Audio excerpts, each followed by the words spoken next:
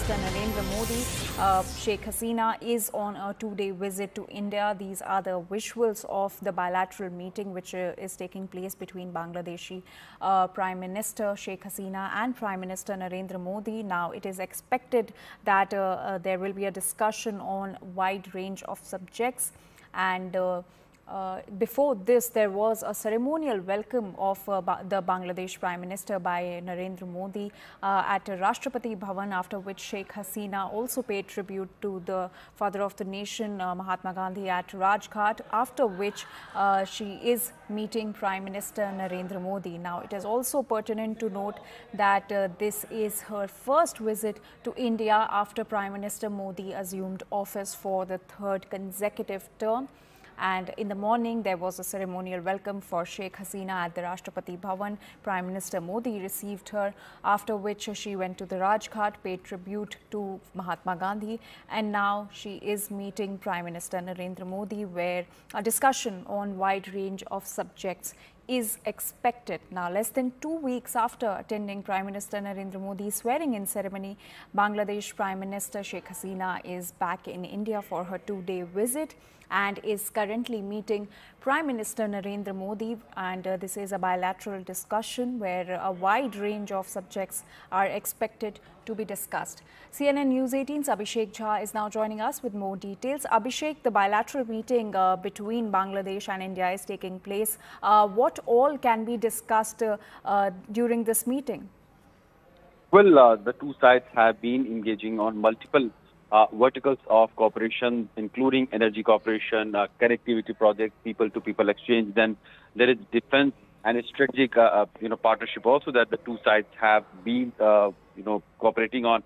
We have seen Sheikh Hasina was also one of the foreign dignitaries when Prime Minister Modi was taking oath. So that also highlights the priorities India has been giving to the neighborhood first policy.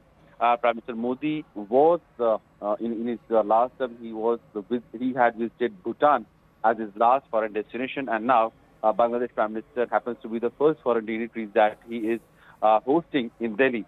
So that is how India's foreign policy looks all set to go ahead in the direction. Now there are certain MOUs that the two sides are going to discuss, and most likely in an hour or so, these will be officially announced that which all MOUs have been signed, and that could very well be in the sectors of energy, connectivity, people-to-people exchange, capacity building, and arts and other areas. Abhishek, also throw some light on the ties between the two nations, India and Bangladesh.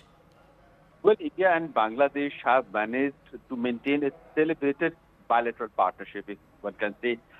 They have opened up a few bridges and railings in the recent past, and that has also improved connectivity, not only between India and Bangladesh, but also in the northeastern states of India, because certain connectivity or certain rail connectivity has also been allowed going via Bangladesh that would reach to the remote part of northeastern states like Tripura. So that is the kind of trust and bilateral cooperation that the two sides have been doing. Now India is also developing more, land routes through which people from India and Bangladesh can go, and there can be a trans-border trade and trans-border people-to-people connectivity also. Then, of course, there has been multiple, verticals from education to research and information technology, digital connectivity, financial inclusion. These are the areas that the two sides have been talking.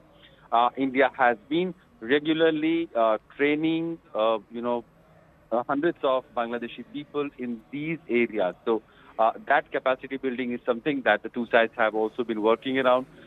We have seen in the recent years, Bangladesh has become more growth-oriented, and for that, it also needs a lot of energy requirement. Currently, about 1,200 megawatt. That is the figure, about 1,200 megawatt electricity Bangladesh imports from India. And it looks ahead to have more such contracts that would give more energy export opportunity for India to Bangladesh. So in a way, India also tries to imagine itself as an energy exporter in the region. At the same time, Bangladesh, Bhutan, and other Nepal, these countries have been one of the importer of Indian energy. So that is also an area where India can earn money also. At the same time, it can provide energy requirement to the neighboring states. All right, Abhishek, thank you so much for getting us all those details. And with that, we're now shifting